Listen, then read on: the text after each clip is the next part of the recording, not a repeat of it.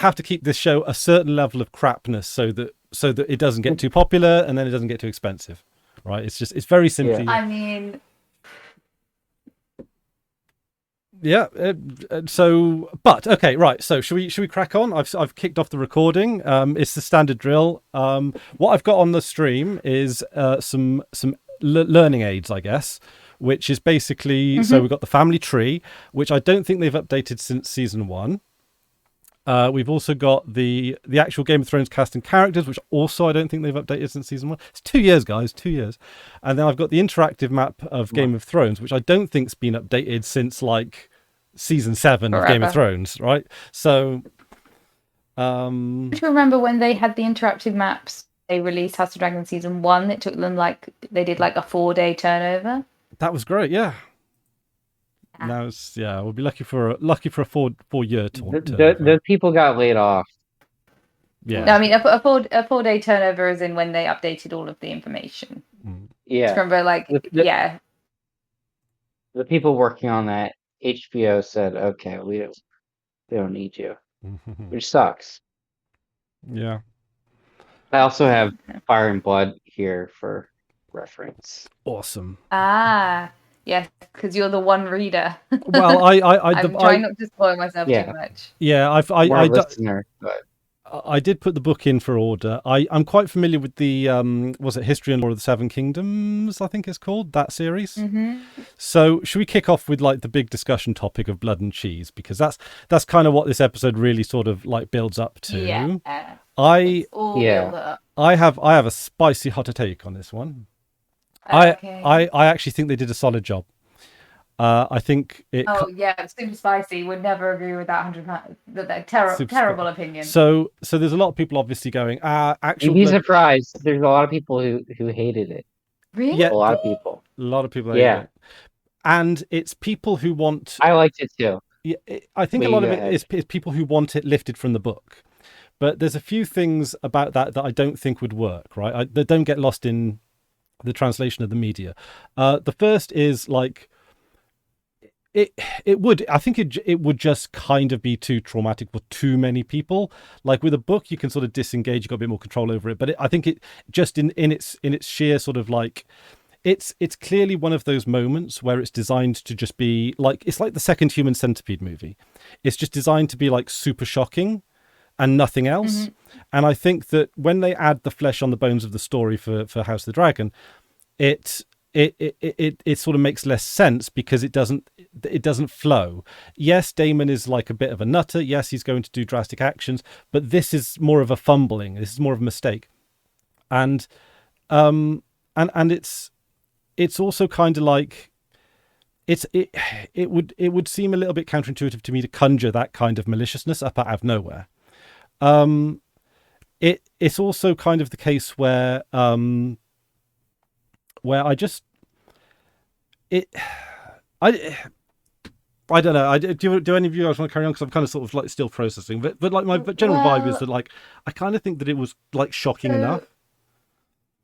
My question. So have been trying to avoid spoilers as much as I possibly can, and I've glanced at the wiki once or twice, way back when season 1 was coming out, but I've specifically not read the book. So I knew that the death of the child was coming. And I knew that it was a Sophie's choice and that one of them dies and one of them doesn't. I can't remember the specifics because I was specifically trying to forget the specifics. So in the books, can you tell me what the tangible difference is between what was presented in the show and what was in the books? Just for my own point of reference, because again, I do want to read the books, but I kind of want to enjoy the series for what it is. Right. So what's the difference? So there's a lot of differences.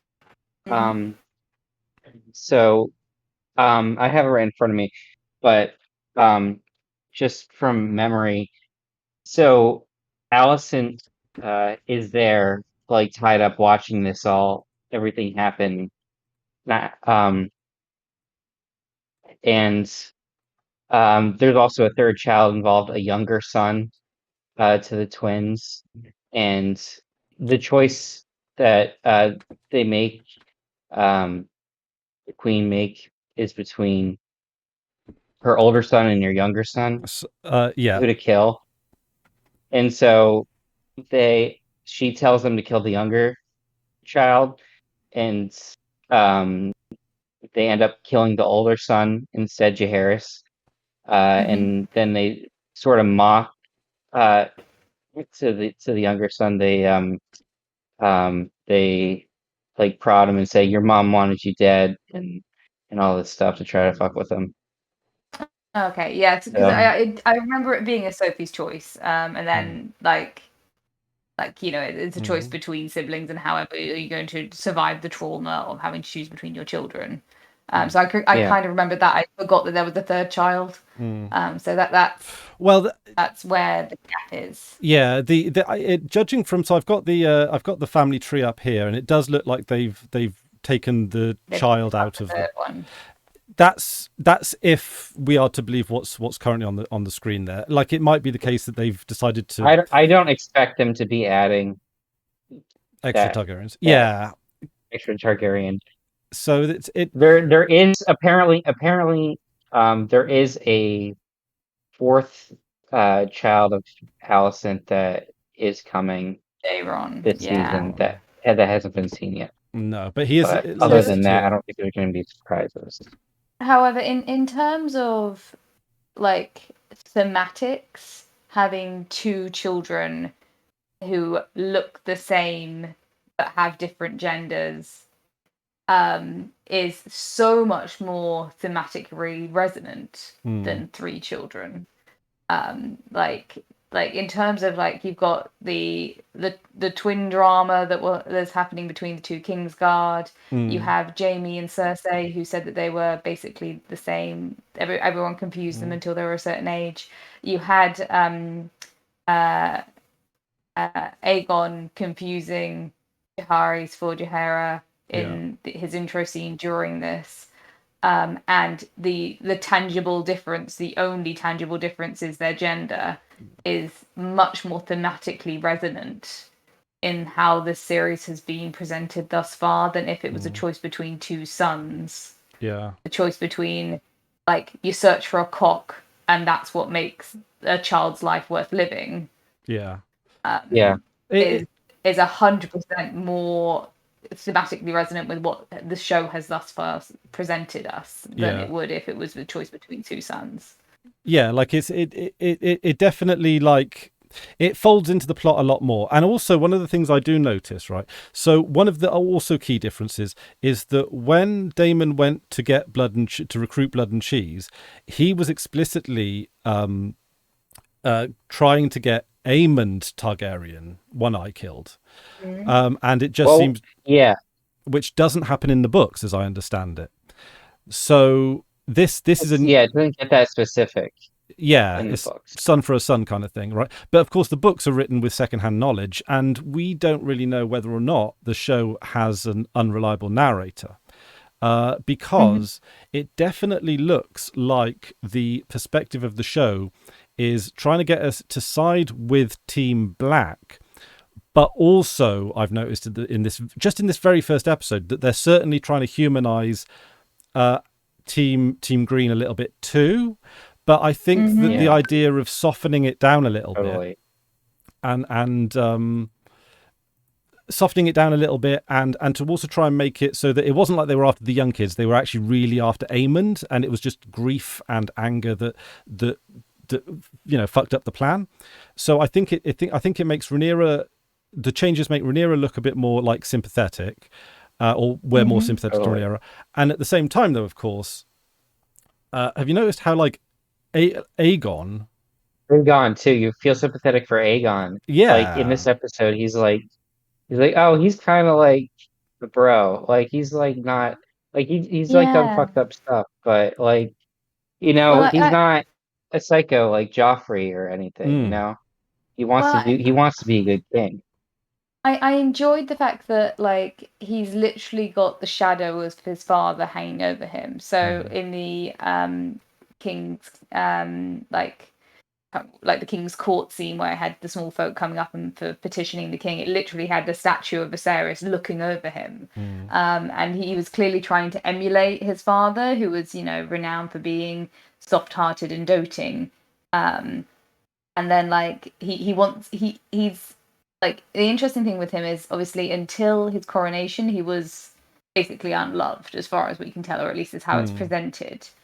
And then he got the love of the small folk, and I think he's a bit hooked on that love of the small folk. He doesn't like saying no to the small folk. He doesn't like. He wants to be seen as benevolent and kind and get that admiration and adoration. And I'll be interested to see what happens if the small folk were to turn on him, which they may well do, or whether or not he will start doing things for the small folk. But he clearly has no long-term comprehension of consequences for his politicking. Possibly, in the same way his father had.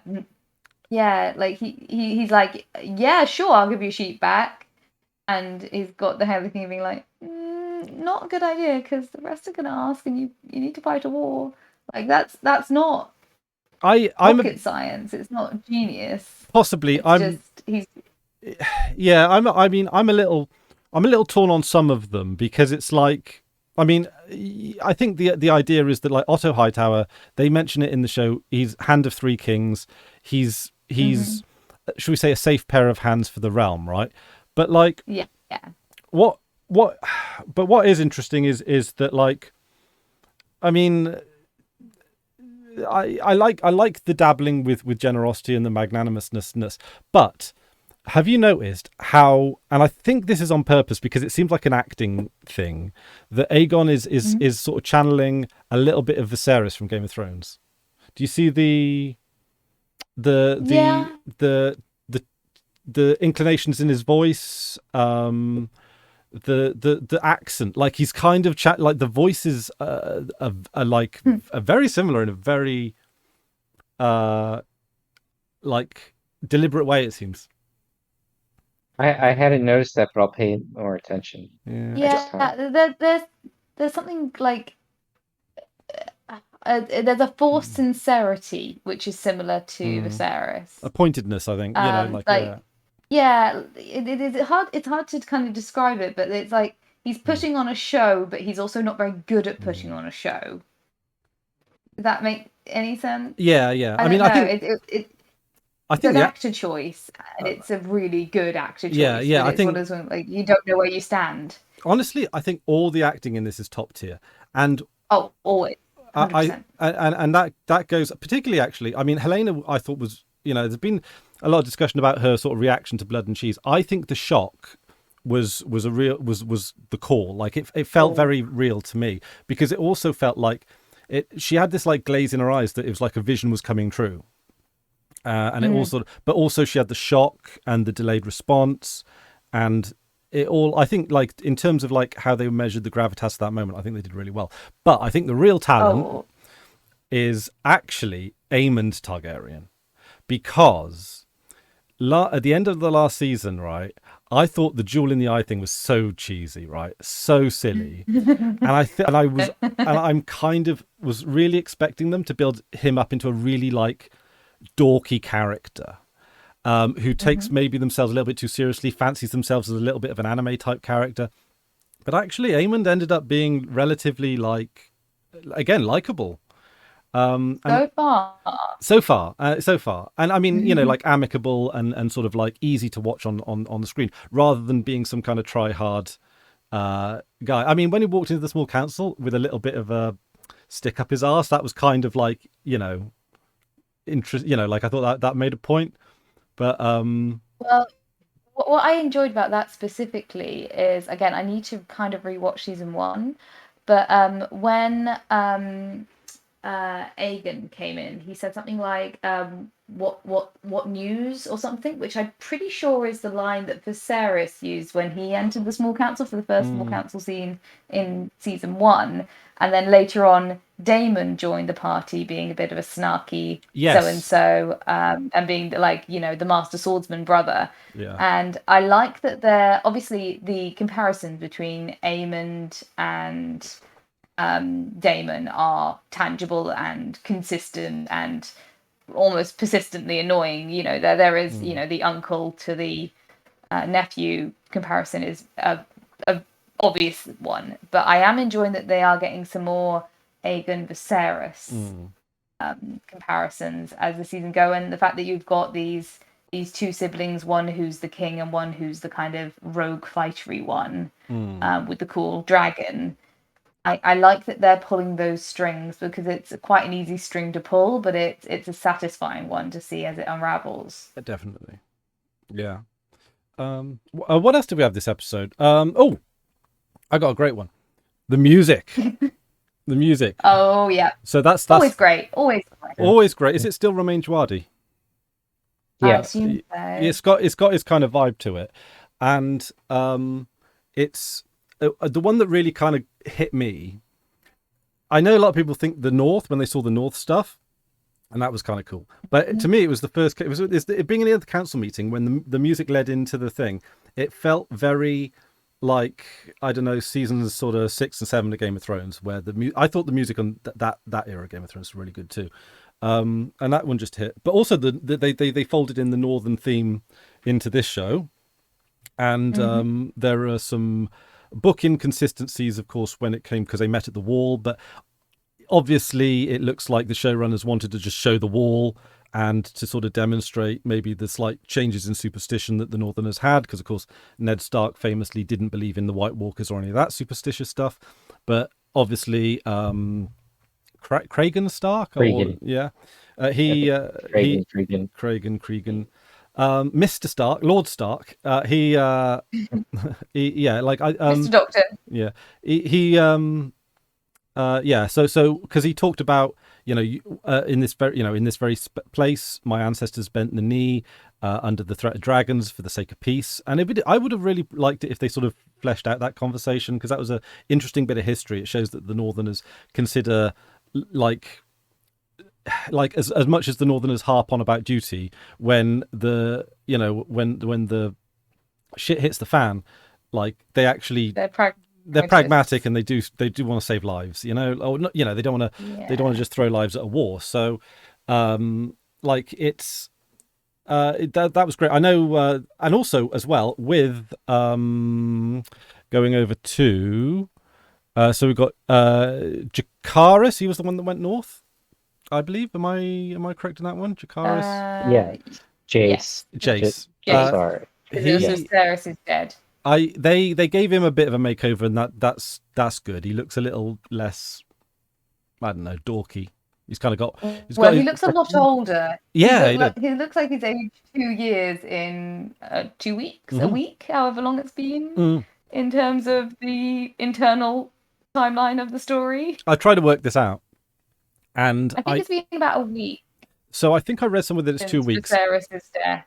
And what's made difficult is that it's because he can fly on dragons, you can't measure time by distance, really. It's, but I think we're told that we kick off 2 weeks after the last episode. However, I'm willing to give a lot of grace when something's happening far away from King's Landing, that it might just be in a slightly different time zone. It might just be slightly. Yeah.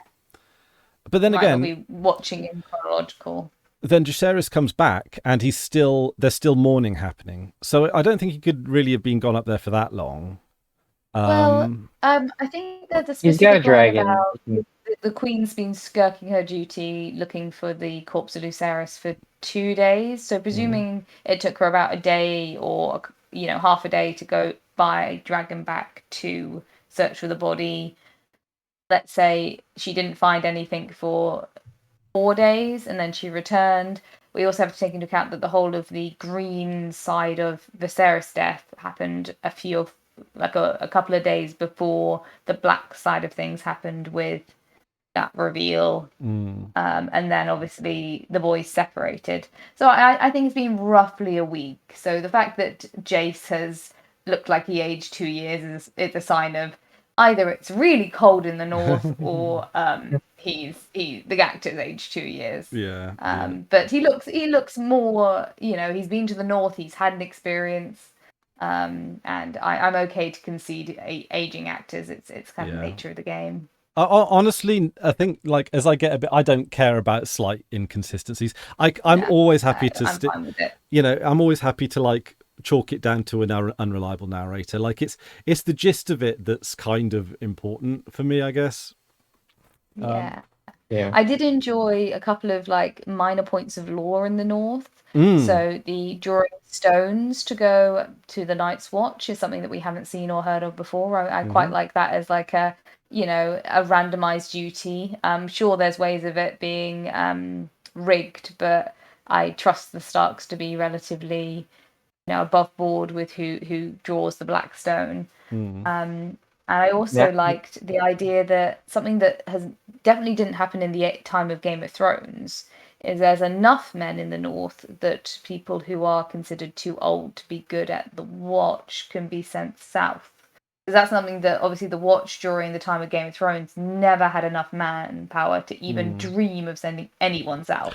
They never ever wanted to send anyone south to assist in the war. They had their duty, they had to stay at the wall, and also they didn't have enough men spare to send people down. So the fact that you can have, you know, the greybeards who've seen too many winters or whatever, able to be potentially sent to assist in a war is new. Are the greybeards part of the Watch, or are they part of the Northern forces? I'm not sure, because obviously it's on the Watch where they're having the discussion, but I don't know whether or not that's, you know, Jacaerys being taken up to the north to piss off the Wall in a similar way to Tyrion, or whether or not that's, you know, House Stark saying it's men from the Watch. I think go ahead, Max. The Watch seems a lot more respected in this time period too, and it's really interesting to see the change that's taken place over the centuries, because by the time Game of Thrones, it's kind of crap. And like Jon Snow shows up expecting like honor and all this chivalry. stuff, and it's just like, oh, It's these fully guys manned as well. suck. Like there is enough men to run the Wall. It's not, you know, criminals sent up. It's you know, every man from the North draws. 1 in 10 men from the North go to the Wall. I might have to rewatch to see whether or not I get clarity on whether or not the greybeards, the older people are. They have to be, right, because men or watchmen. Because the Night's Watch vows that they're pretty much death to us part. Death everywhere. Yeah, like forever. But that's why I thought it would be really fascinating if there was enough people on the Wall that watchmen could be sent south. But you're right, it's probably Stark men rather than watchmen. But it is a bit of a disjunction then when when they're having that conversation on the Wall. They don't rewatch the scene. You're probably right. I probably misread the scene. They don't have that conversation at the Wall in the book. As I understand it, they basically kind of rage it up and become good friends as a and I think that's one of the big criticisms I've heard from the book readers, is that it's like they've kind of glossed over some of these character bonding moments that they could have like really fleshed out.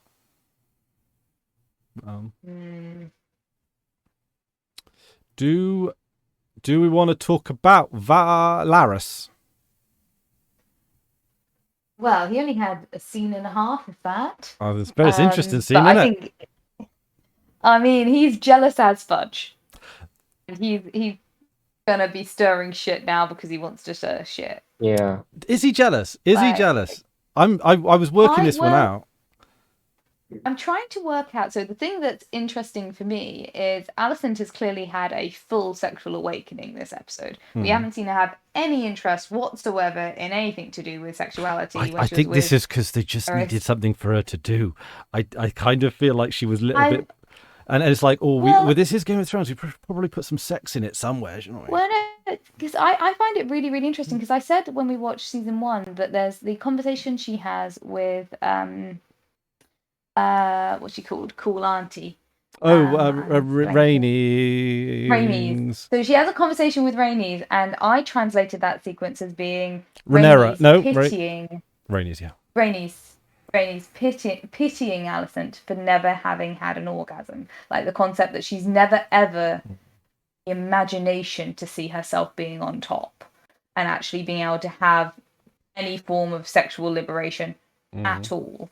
and that being like just a pitying auntie, like, you poor woman who has like not even considered sexual liberation or emotional liberation or anything like that. And that's how I read that scene where she said, have you never seen yourself on the Iron Throne? Now, I had two theories in season 1 regarding either Alicent was completely sexually stunted, and then this has just been the moment Viserys has gone, she has decided to just go full awakening, and that's when she and Kristen decided to jump into bed together.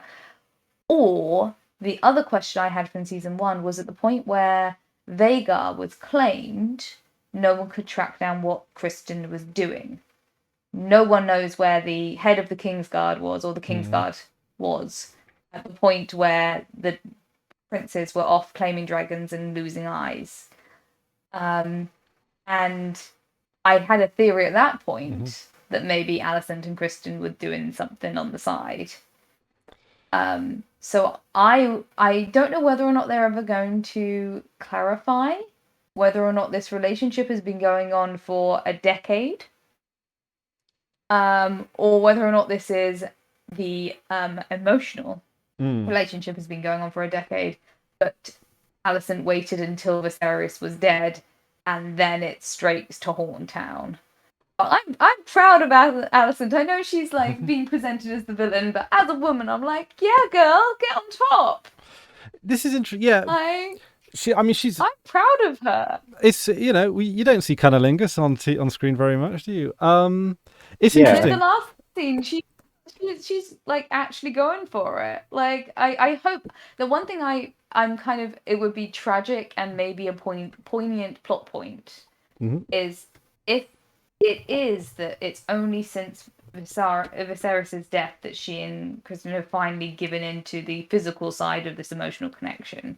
And if up until this point they've been justifying any physical intimacy they've had as it's not sex, it's just cunnilingus, it's not sex, it's not physical penetration, therefore in my very minimal like sexual liberation and my concept of chastity from a medieval standpoint, it doesn't count as sex, it's not physical penetration. If at the point where she and he finally decided to go all the way, and that's the point where she, like the same night that she lost her grandchild, like that's some juicy irony, some painful, like she finally decided that now was the time to go all out. And then her daughter interrupts her before she can finish, and she's lost, her grandchild has been horribly decapitated. If that's the point where she finally decided to go all the way to sexual liberation and then is like stunted way back by personal tragedy, it would be juicy.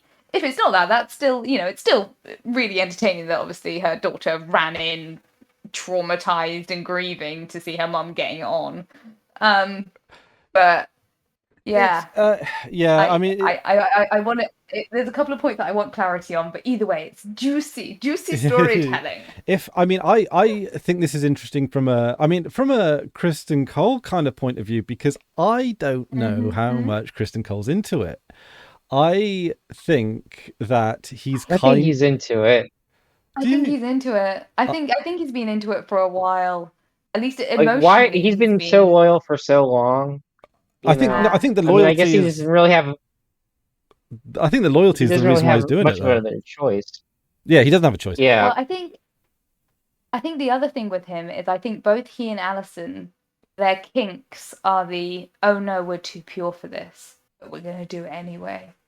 Like I think they both think themselves above it, and it's a little bit of a kink for both of them, because he's still taking off his cloak, he puts his cloak back on. He takes off his cloak, he puts his cloak back on. If it's a kink for Kristen Cole, it's a humiliation kink, because he looks so ashamed of himself and so kind of sad. I kind of and also like, obviously problematic behavior, but also like I think it's like an interesting like reversal of power in Game of Thrones, right? Because you've got, what's that, King's Right or whatever it is, where he can just basically bed anyone that he wants to. But right of the first night. It's Eau de Seigneur? First night. Yeah, something like that. But so it's a bit like, but anyway, it's very patriarchal, and this is a little bit of a reversal of that patriarchy, which I don't know, is symbolic, I suppose, right? Yeah, well, again, like I talked about it in season 1 as well. I do love the fact that in this one they show female instigation and female pleasure in sex, and also sometimes male impotency and male dissatisfaction in intimacy, which is something that in the original Game of Thrones never happened. Not once. Maybe once or twice they showed some level of female enjoyment, but they wouldn't have dreamed of any level of male impotency, because it wasn't a. I feel like this has got a really interesting balance between actually showing some like more gender dynamics when it comes to sex, and I find it fascinating. I think it's just every time they, instead of it being a gratuitous sex scene, even though some of them are, it's a lot more female perspective. And it's a lot less, like, it is gratuitous, but you're not seeing I don't think it's I don't think it's gratuitous at all. I think it's tastefully done. It's got well, it's as tastefully as it can be, but like it has character meaning. It's not just, oh, look, tits. Like, because I don't think we've seen, like, we've had 2 quite intimate sex scenes or intimate scenes in this episode, and not a single one featured nipple. As far as I could see. It's. I mean, I could probably hunt the frame, but you know. Yeah. No. All right. Should we go hunt the nipple? No. So. Totally. Like, and in also, comparison to Game of Thrones, it's miles apart. Absolute miles. So what is interesting about Criston Cole, I'll try and find him on the character thing, is actually the 2 times that we've seen him have sex. He's going to be in the Small Council, isn't he? No, he's going to be in the King's Guard. I can't see him. Is he? Oh, that's him in the dark. So basically, the 2 times that we've seen him have sex in this episode, right? He was going down on Alicent, and then he was, and then Alicent was on top on the second scene. So Alicent clearly being the dominant party in this, being the top, as it were. And again, I think that's kind of like a little bit symbolic as well. But then, Queen, Kingsguard, I don't know. It kind of writes itself, doesn't it? I do find it slightly interesting as well that Criston absolutely shames Rhaenyra all the time. Like, he's constantly like that slut, she's a snake, all that jazz. But at the point where she was instigating stuff, he was the one in top. He was the one, like, she obviously brought the power, but then, like, Alicent really is complete authority at this point. Obviously, they've got much more of a relationship. They've had, over a decade of ridiculous loyalty, like proper, like, guard dog loyalty. But again, I don't know. I'd be interested to see whether or not the show ever actually exposits at what point this relationship went from a deeply emotional relationship, like, to a physical one. Because that, to me, would be really good to know whether or not it has been going on in secret for a decade, or whether or not it has only been in the last couple of weeks that they've decided that it's time to cross that line. Because it kind of makes more sense for Varys to be jealous if it's a recent thing. Larys. It makes more sense if he's, like, deciding to, like, stir the pot and get Aemond all worked up and, stepping across his grandfather and his mother to avenge himself on Alicent, only if Larys is jealous because it's a recent thing, because he was trying to knock on Alicent's door and she was busy with Criston. It makes sense if he's jealous if it's a recent thing. I also found it interesting that he said he'd replaced all of Alicent's maids, and then in the next sequence, she sent all the maids away from her bath. Because there was that one maid that crumbled the thing into the pestle, and it was like, hang on a minute. Get the fuck out of here. Also, just as a side note on the stream, the fucking Kingsguard armor in House of Dragon is just so amazing. Like, it's so intricate with the patterns on it. 10 out of 10. Like, I joined the Kingsguard just for the armor. Like, it's just... I also like that in season 1, I believe Alicent wears dresses of a similar pattern. She has the cross guard kind of shaping to the front of her gowns, which makes it look from the get-go that, you know, she's kind of a she's a royal retainer as much as she is a member of the household. She's not just Annie's friend. I can't remember which of the gowns. I think it might even be her Light the Torches green gown from the first banquet scene. Has got that similar cross patterning. Yeah. I don't know whether or not it'll be on the pictures that. No, it's not that one. It's another one. Definitely, she has at least one dress that has that sort of cross guard that matches with the. I'll have to look it up. I promise it exists. I have it in my bags. But yeah, that's a cool dress. I mean, it's what I call a power suit gown. Yeah. Again, with a lot of late season Cersei gowns of power suit gowns. And this is kind of got a similar vibe, particularly heavy jewelry and the wide set shoulders.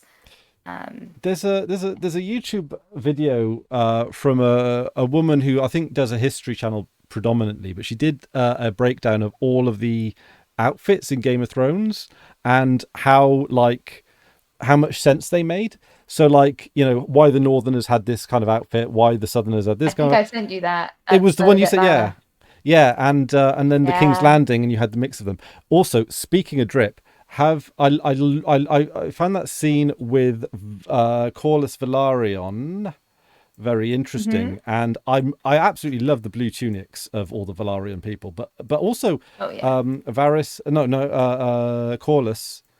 Velaryon, he was just, I don't know, he had a killer outfit on. I don't know why I'm just like why the I don't think it I mean the outfits are great. Yeah. I mean, that scene was interesting because it was a one scene between a character who didn't interact with any other characters throughout the whole of the episode. He didn't interact with his wife, he didn't interact with any of the other Team Black. He just interacted with his ship and that ship commander, bastard son, maybe right person, maybe? accepts his mail, picks up his Amazon packages.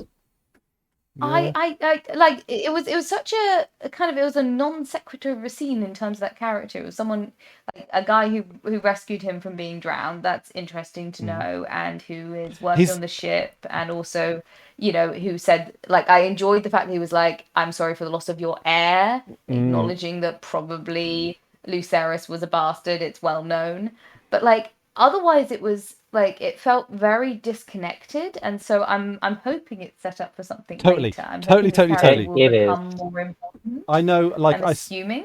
So I don't know if Max wants to verify or just not or just like not on what I think is going to happen. Right. So this is my guess. Right. I don't have any insider knowledge on this one, but I think it's set up that he's the bastard son. Right. Like that to me seems kind of a very well signaled. So I'll say it doesn't get that specific in the book, but you're on the right track. We may, So I think what it's setting up is, this isn't really a spoiler. So there's all these dragons, right, on Dragonstone. They don't have enough dragon riders for all these dragon seed. So there's been the Valerian and Targaryen bastards exist throughout the world. We know this. I think this guy's a dragon seed. I'm thinking he could be. Has to be. That would be interesting. I'm putting money down on it, right? Because here's the thing, right? So there's this. I think that there's this rumor, or there's this like thing that's said, and I think it's deliberately not proven or disproven, right? Which is that Targaryens are like magically linked to dragons. Old Valyria. So that means like Valerians and Targaryens. They're like the two houses that can ride dragons. Now, I think the Valerians strictly don't ride dragons, but they have, because they've interbreed with them for so long, for the last 100 years. Mhm. A lot of them can now, Yeah. but historically before they couldn't, So because the Targaryens were like in the upper tier of Valyrian society, dragon lords, and I think the Valerians were real well respected, but they were strictly ship people. okay. So Yeah. so so There's nothing to breeding that there could be dragon blood in the system. yeah. Yeah. And so the suspicion is that, you need a special kind of lineage to be able to ride dragons. However, I suspect this is a little bit of an analog for the medieval church in UK, or England rather, where the only people that could read the Bible were reading it in Latin. So I think Latin is kind of Latin and High Valyrian are kind of like, parallels or metaphors in this Yeah. world. And I think that they raise the dragons specifically to like the dragon people. So, the dragon raisers, the people that, there's a special name for them, isn't there? The people that keep the dragons. They also speak High Valyrian. You see them in the first episode. And I think the idea is that the dragons are raised to understand the language of High Valyrian to the exclusion of all other languages, so that only people that know High Valyrian can ride them. And I think that the idea is that it's made out to be magic, or made out to be something more mysterious, or made out to be a little bit like the divine right of kings, but for dragons. And I think that that it's actually like, it's all smoke and mirrors. They're just using High Valyrian as a gatekeeping language to stop I commoners from I riding think dragons. I think that High Valyrian is a part of it, but I think there is an actual genetic, maybe magic link Mm. with the Targaryens and dragons, because just the stillborn children that we've seen from Daenerys and Rhaenyra that have had dragon-like features in them. So they talk about like how the Targaryens experimented with evil, like blood magic and Mm. stuff I think to this is a theory that we've create the definitely discussed dragons. before. Mm. And I'm more on Max's side than Chris's side, Totally, I in get. terms of agreement. Like, yeah, but mostly also because you have moments with like Rhaenyra during her childbirth, like having flashes of Syrax. And you have things like, Dany does speak in Valyrian, but sometimes her dragons just kind of react to her. And we also had discussion during the final battle between Aemond and Lucerys at the end of season one. Like, even if they're able to shout the commands, sometimes with like the wind and the rain, how are the dragons going to hear the language? There has to be a level of either bestially intuition or just animal handling, which might not necessarily be based entirely on language. But I do love where you're coming from I on the theory that it is language based, because that's such a cool concept, but I don't think it quite matches with the world as it's presented. well, Because yeah, a it, lot of people can speak High Valyrian. not It's that not many, just right? the Like, Targaryen. Well, we Everyone in see in, Essos? yeah, Essos. I mean, it's like the lingua franca of Essos. Like they ev the different cities oh, have they their do. dialects, like sort of like Spanish, Portuguese, Italian, and it's like Missandei, so um High Valyrian. Red priestesses. Although, are there red priestesses in this? We haven't seen any yet. They're kind of new, aren't We they? haven't seen it yet, but we haven't really been to Essos yet.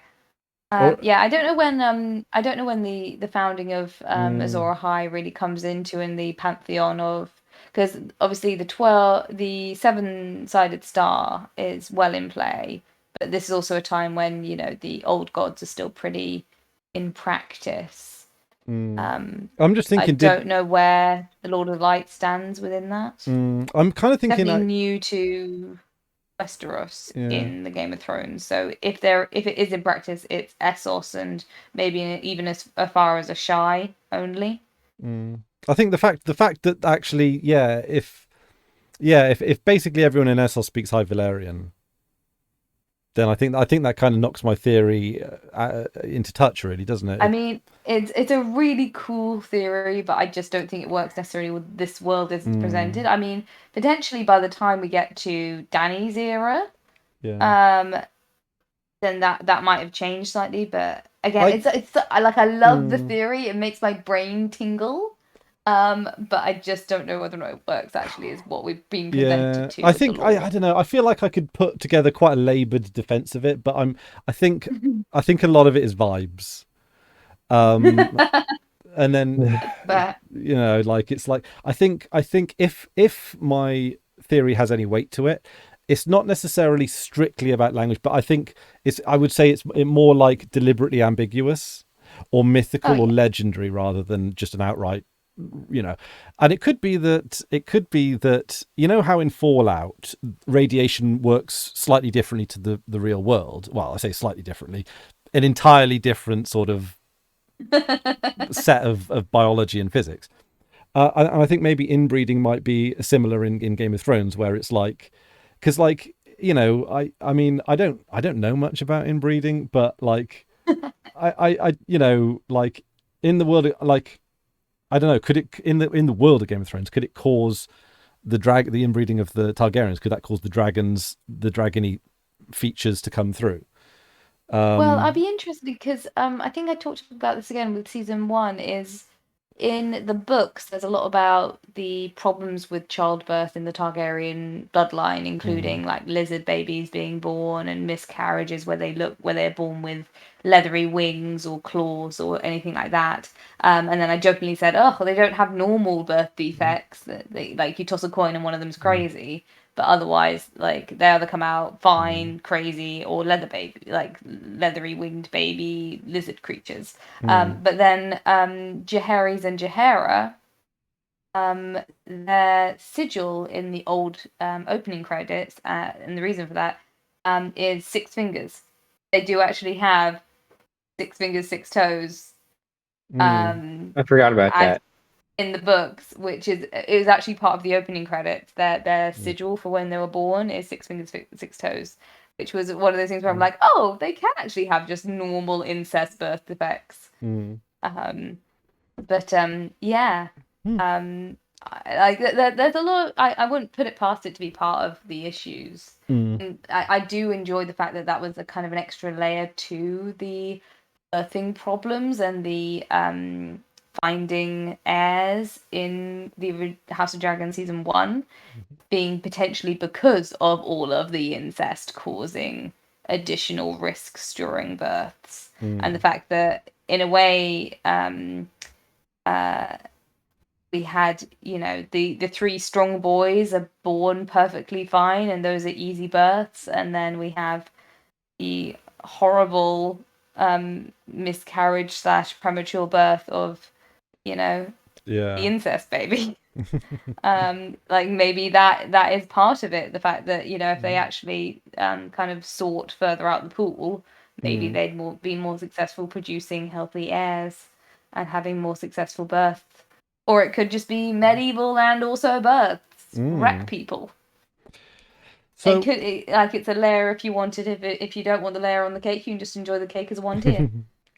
Do you think that with dragons, right? Do you think that in episode 2, and I haven't seen the trailer for episode 2 actually, so I might just pull it up now on the side. Either. Do you suspect? All right, so completely ignorant of what could happen in episode 2.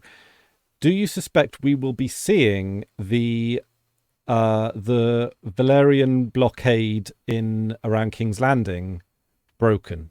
Will that because it was foreshadowed in? I don't think it's going to happen in episode 2. I definitely think there's going to be a battle involving ships and dragons at some point. I think it could be because this season is it 8 episodes long? Is it really? I'm I'm just going to do. I'll do a quick check. I mean, Probably. I can see it happening. I don't so think it's going to happen next episode. I think next episode is going to have at least like a quarter of it is going to be like funeral, grief, mourning, Alicent getting like angry, because at least in this episode she was like sharing the grief. She was praying for Lucerys. She was still like, I think this is going to be the episode where like we've had, and like we're gonna have a lot of reactions. I think next episode. I think next episode is gonna be mostly like, obviously the Greens are gonna have a big old funeral. I'll be interested to see how, you know, the family kind of wrestles with that. I think Aemond is gonna go completely batshit. Yeah, we're due for. Alicent is gonna be completely wrathful. I think poor old what's she called? Queen. Oh my Helena. God, I'm blanking on her. Helena is gonna be just broken, completely broken. Yeah. And then obviously the blacks are gonna react to this. Like, I'm almost certain Daemon did not really intend for a 2-year-old, 3-year-old to be butchered. I think he didn't intend for I don't that to think happen, he's but gonna mind. he's gonna shrug it off. He's gonna be like, it is what it is. We'll move on. But he'll everyone shrug else, it off, but I don't think Rhaenyra's not Rhaenyra gonna be is happy. going to. Rhaenyra was very specific on wanting the specific person responsible for the death of Lucerys. I think she is going to be absolutely horrified when she sees the head of a 3-year-old, particularly as we haven't seen them this episode, just gone, episode 1, but obviously she has 3 children, or two children 2 with children Daemon now, yeah, and one of them is of an age with Jaehaerys. Like, she's probably gonna literally look at a child who looks incredibly like her own, like, youngest 2. And that's not going to be healthy for their relationship. There is going to be Daemon's love language, the way that he kind of is trying to assist his wife, is also, you know, he's selfish at a chaos storm and he has no emotional maturity, so he wants to just burn the world down and smash things and put his dragon out. But he's trying to help her by seeking vengeance on her behalf. At least part of his motivation is that. And I think he is going to be really devastated when he doesn't get the reaction that he wants. He wants her to be like, thank you so much, for revenge, woo! We can begin this war proper. And that, I don't think that's how she's going to react. She's going to be pissed. This is, And also, the other thing I worked out as well is officially, war has not yet been declared. Officially, like, there has been a dragon accident / aggression, and there has been two, like a king and a queen named king / queen. But Rhaenyra hasn't officially declared war, and then this has been a flagrant assassination on a child, like a proper baby. Like, this is which leads me to think that the end of episode 2, Blockade will just be destroyed. I think that'll I'm calling it. It's okay. You don't have to agree. I will say for episode 3 or 4. That's my guess. 3 or 4. Maybe, but I think when Blockade they've thrown a lot of money. I'd say 2 or 3. I think you might be. I think you're right, Chris. Because there's my bets, but say maybe 3. There's 8 episodes, and they've spent a ton of money, which means I think we will probably, and also it's Dance of the Dragons. I think it's not impossible that we might see something akin to a small battle every other episode. To really give the impression of violence. We have to be proven wrong. Yeah. I think episode 3 or 4. Yeah, I think next episode is going to be like an aggression build. Could be. Yeah. I mean, we got. I have to be proved wrong. I was surprised to see Blood and Cheese in episode 1, but I'm glad it kind of got knocked out the way, because it was one of the things we were kind of all waiting for, and I kind of I was expecting it to be as described in the books, in the spoken histories or whatever it's called, but I've never been happy for something to be like toned down like that, because it did totally. I mean, I think it was. Yeah, because it's really, really graphic in the book, like really bad. So it definitely needed to be toned down. They could not have put on screen what that it's written in the book. Yeah, and also the book it could be dramatized. It makes sense that the book is dramatized in a way that the show wouldn't be. Yeah, because it's telling. And as someone who's not read the book, I found the scene just like there's a helplessness and like a fear more than like a revulsion. Yeah, as the helplessness, the fear, which I think is that's sometimes a harder emotion to invoke, and like is one that kind of sticks with me. Like I find like revulsion is one of those things you can kind of throw away at the end of like watching it. You're like, oh, gross. But like a kind of a genuine like dread and horror is something that I think it's sticking with me. And like the fact that they made the castle so frightening when she's like running through the castle, like that castle feels like a horror show. Like it's so scary, and I love until it. she gets into her mom's room. Yeah, I love it when they're in the upstairs of the courtyard bit and the rain is just coming down. It just looks. It sets the whole atmospheric tone of all of this episode was 10 out of 10. Everything from the north to Larys's shifty ways, to everything. Like they really nailed the tone with this. I mean, I will say that like all from Game of Thrones never actually flumped in terms of production design, acting, music, costumes. Like all of those have always been absolutely the peak of television. The only thing that let down Game of Thrones was the writing. Everything else was still pretty damn like the best you've ever seen. And I feel like every single episode knocks Game of Thrones out of the park. And I don't know how they do it. And also, I think one of the things I've noticed is that this didn't seem as sullen as season 1. I feel like there's more activity. Okay, I considering there's a lot of death in this, I kind of like it had more light and dark, right? So obviously the sullen bits were really sullen, but like you had uplifting bits like the north. You had, and even that scene between Corlys and was it, I hear people calling him Adam or something, but or the twins, or even Mysario, is it Mysario in the hold, a lot of these like little conversations, they're just not as dour as they were. Aegon making fun of Tywin Lannister. Oh yeah, small council.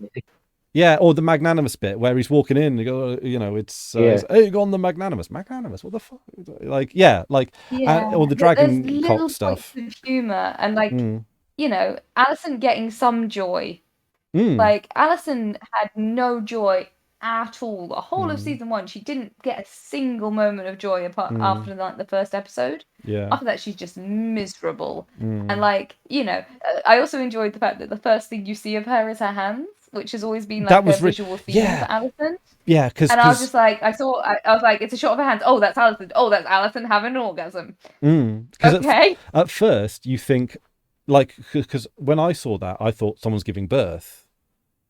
Do you know what I mean? Like, and then I thought that hands, is she giving birth? And I was like, oh no, that's not. No, that's good job, her. Yeah, and also, I mean, even though it's not funny, even though she was banging Kristen Cole when Helena walked in. Irony to it. It's like that morbidly dark Game of Thrones kind of like humor in the face of tragedy, like so. And it's walking in and your mum, like it's having a nightmare and walking in your parents having sex. Like it's that kind of vibe. There's something it's not humorous. Humorous is the wrong thing, but it's got there's something childlike about it. It's like a dark levity.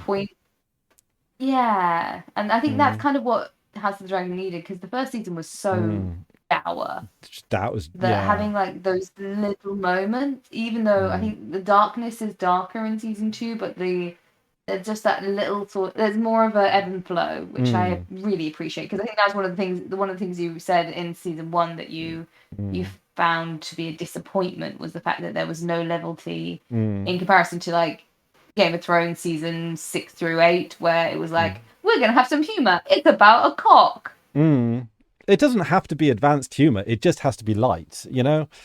Yeah. Like I like that sort of that Monty Python one where the mountain just crushed that guy's head against the wall. Like that's all you need to like break it down a bit. And I think they did it in I think that's the bit I wanted to see righted, and I'm pretty sure, you know, that's kind of the pacing, that's kind of the vibe that I'm looking for. It passes the vibe check as far as I'm concerned. Yeah.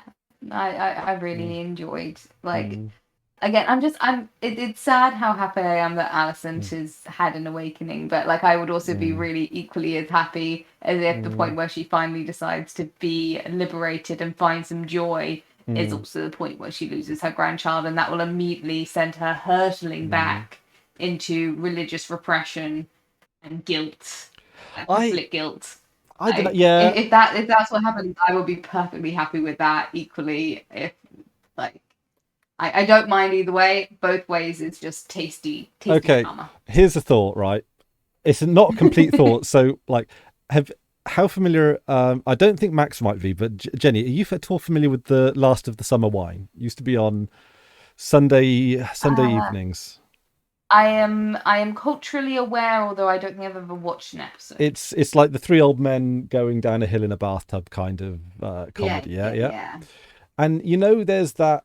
I don't know what this show is, but I want to see it now after three old men going down a hill. It's very, very old school British comedy, kind of sitcom-y, carry on kind of thing, And there's like the one guy who's kind of short and meek, and he's having an affair with the younger, the younger sort of bimbo lady. And that's the comedy, and they're always sneaking away to have a bit of fun, and then like the milk van drives away and they're revealed, or you know, there's like they're exposed canoodling behind. I can picture it.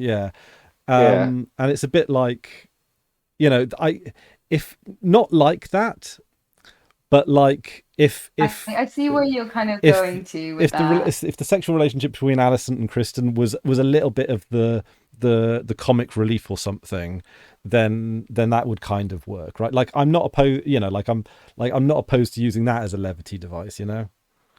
Yeah, like I again, like there's a sort of a surreal comedy to the blood and cheese sequence ending with her walking in on her mum getting it.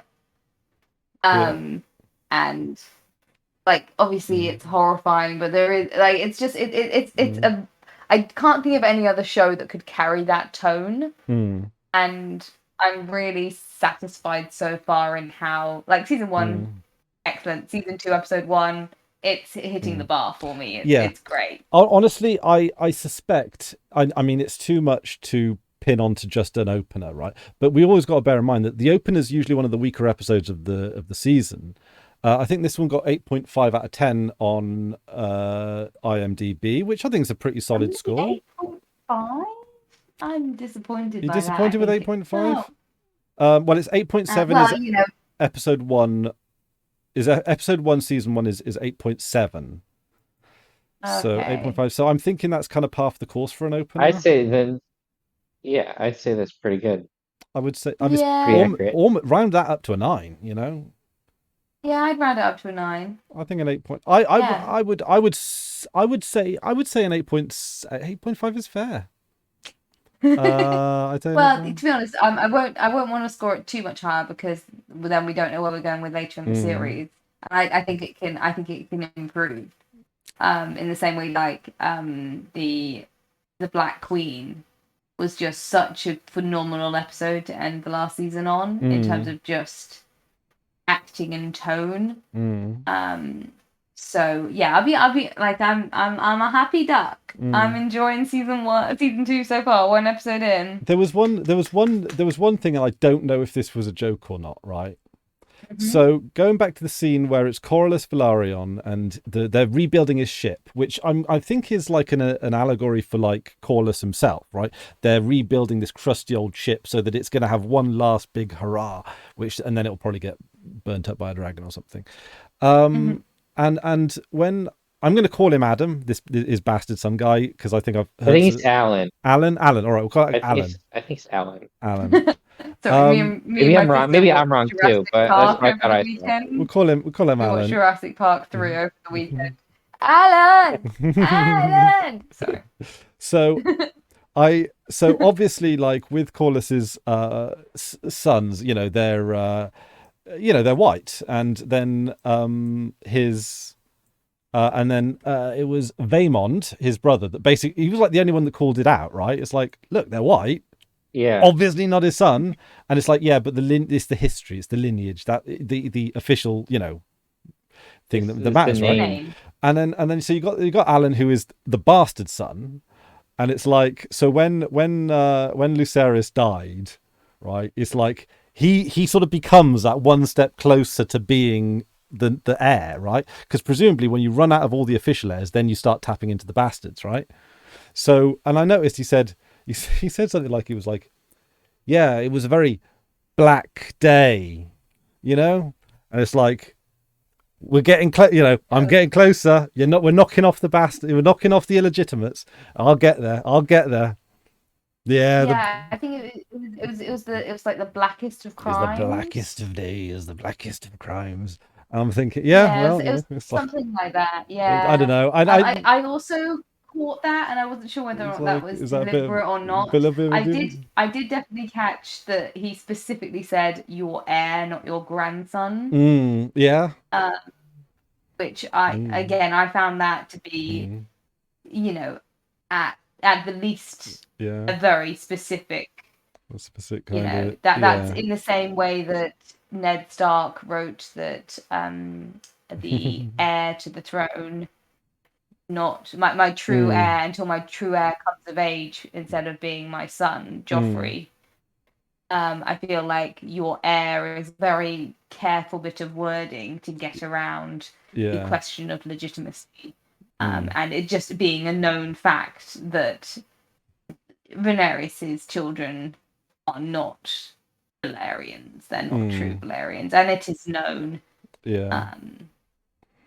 But then, if they were true Valyrians, wouldn't there be like some genetic concerns with Rhaenyra and Baela?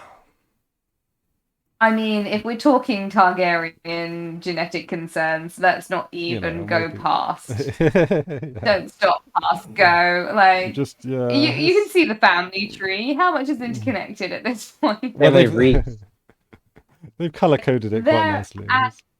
They're cousins. They're first cousins.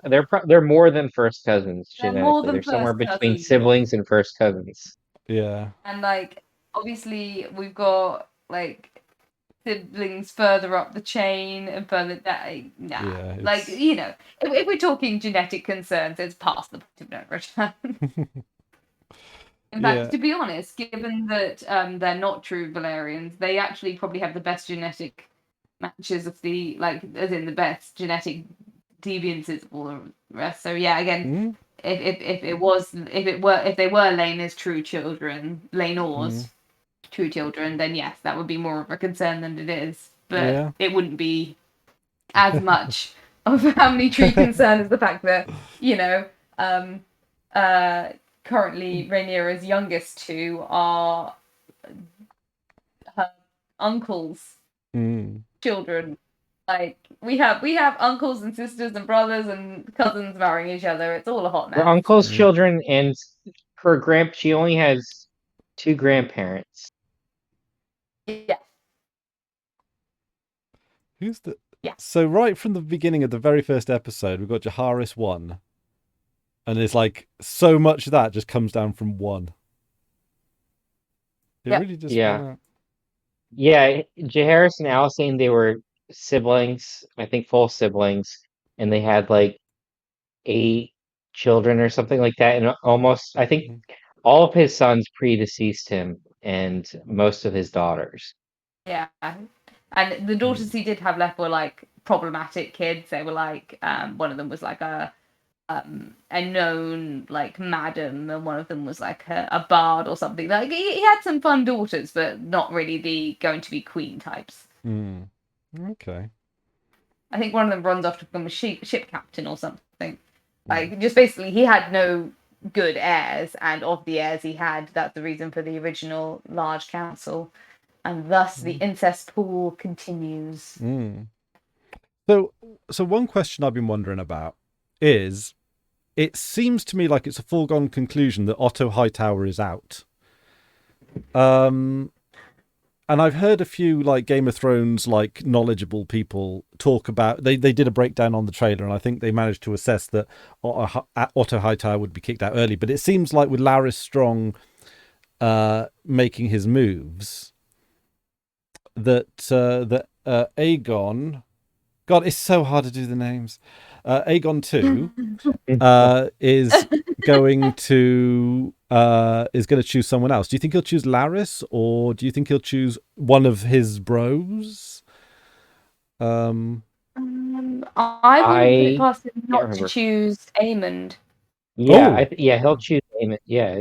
Because that would makes be a most nice logical sense. cycle back again to season 1, where Daemon got all pissy because his brother never once asked him to be his hand. And it's quite common for brothers to be, yeah.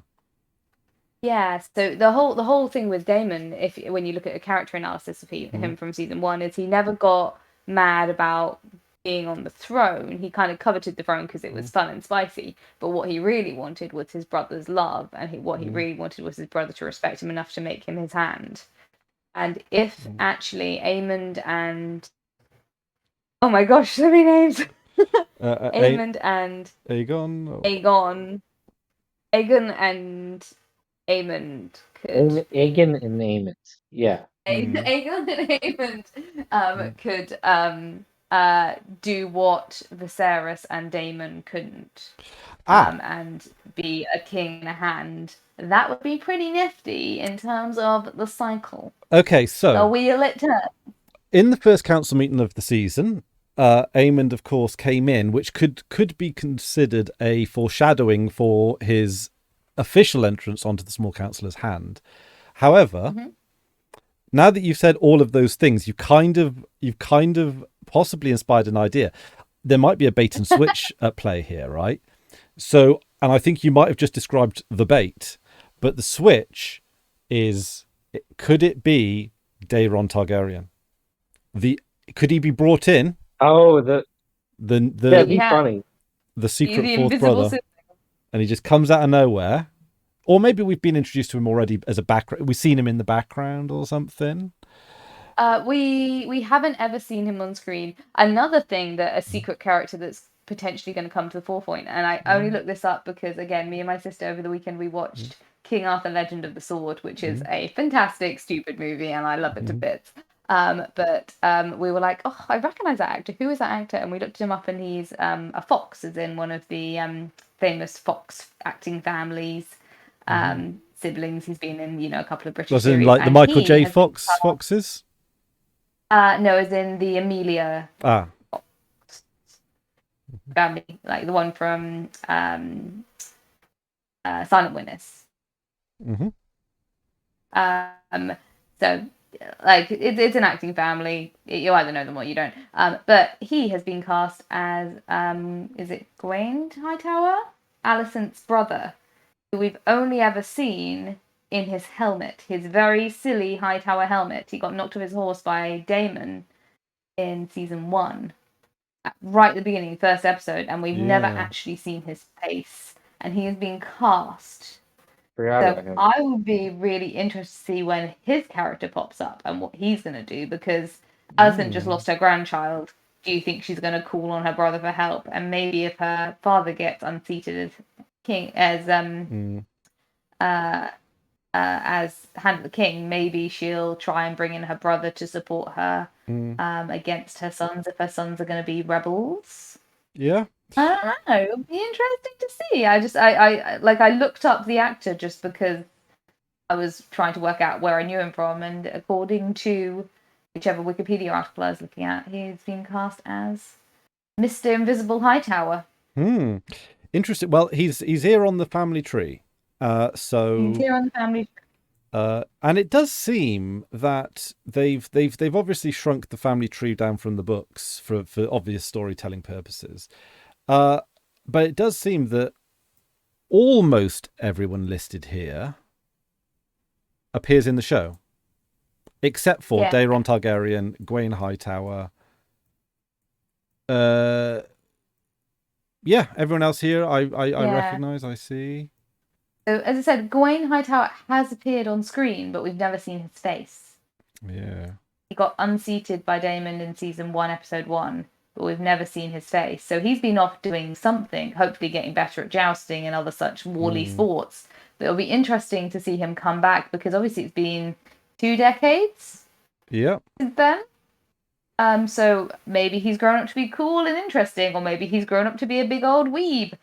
I don't know, but it'd be interesting to know, because he's quite an important character to have been introduced, not visually shown, and then have disappeared for nearly, a full season, if you count the fact that he wasn't featured in this episode. So I'll be interested to see. And they've obviously cast quite an interesting actor in that position, who honestly looks very much like Alicent's uncle. Okay, let's have a look at him. Right, do we know what he's called? Let me double check, because if I was drinking with my sister, so if I misread this whole thing and have been barking up the wrong tree I'll this whole time. Try and find. Let's see if I can find it quickly. Cast. Where's the cast? I hate navigating IMDb. Okay, we've got the cast. Oh my God! There's a cast of 99 plus. Yeah, I'm going through other route. I'll see if I can beat you there. Okay. Freddie Fox. So what's the name we're gonna Fox? Oh, here we go. Freddie Fox. Freddie Fox. Yeah, and he has been cast. He's aged 35, and he does look quite like. He doesn't look anything like Otto, but he kind of does look like. I see Otto's some brother. Kind of jawline. There's a jawline. There's a jawline. He's blondish. He's got like freckles. It's a scowl. He kind of got that. Like he's kind of got. Yeah, no, it's just sort of a similar sort of smolder. I don't think he looks much like Alicent, but I like the idea that they've kind of cast him to look like the uncle, particularly if they're going to have him come in and he's been at Old Tower this whole time. He might be brought in by the uncle. I don't know. It was just something that I happened to notice by pure chance, because I was looking up the IMDb for Arthur, Legend of the Sword, which is a very fun movie with some great music. FYI. Nice. But yeah, so that he's definitely a character who will come into play, because you wouldn't cast an actor who has that much of a pedigree for a bit part, or you might do because it's Game of Thrones and all the cast is excellent. Yeah, they did. Who was the priest? The priest guy that only was in for one episode. Oh, I can't remember his name. Yeah, a lot of people was kind of shocked at that. Yeah. But also, the moment you see an actor get introduced who's not book canon, at that point in the series, you're like, this is going to be a 1 episode bit part, isn't it? Like, yeah, of course, the famous actor Ed Sheeran. Yeah, he didn't die, but he just came in for a bit, didn't he? No, he did die. He died off screen. Oh, he did, didn't he? Yeah, he died off screen. Yeah, they have a throwaway line about a sweet kid called Ed. Yeah, ginger guy. In the Lannister army, ginger guy. Burnt his face used to sing up. Beautifully. Got horribly killed. Yeah. I kind of appreciate that as a snapback, because honestly, that scene it was awful. It was rough. It was so rough, and the trouble is, the worst part of that scene is that it contains a bit of information that is kind of essential. Because if you cut that out, it's the bit where I think Arya's on her way to King's Landing to kill the Queen, or on the Yeah, and then she gets turned around and goes up to Winterfell, or vice versa. So like, it legitimately wouldn't make sense if they just cut the scene out, because she said she'd be going somewhere and then would end up somewhere else. So it's not like they could do a sneaky director's cut. And also this shot as well, like it's Ed Sheeran is in every shot, so you can't cut around it. Sorry. Okay. No, I like it, but valid rant. Oh, okay. Yeah. Speaking of cameos, I think they should have had Charlie Day cameo as Cheese. Who's Charlie Day? Personally, Charlie from It's Always Sunny. Yeah, of course. You put the little picture of him. Him with his rat basher. Yeah. Because in the show he's like known for bashing rats. So yeah, that would have been be cool to have him in the background or something. I mean, I wouldn't have understood that reference, and I feel like the people who would understand the reference might have taken them out of the moment a little bit. Yeah. I see that. Well, they would have put a beard on him. I think it would have worked. But I actually, interestingly enough, Cheese is spotted earlier in the episode. I saw that on the second look through, so I thought that was kind of good. Yeah. That was gonna. Yeah, it's pre-introduced, and obviously this is the final payoff for the beast beneath the boards, isn't it? She's been scared about the beast beneath the boards this whole time. She's scared about the rats, and lo and behold, it's cheese and blood that happens. Yeah, and there's a lot of what's quite interesting is that throughout the show that all of the greens are looking up.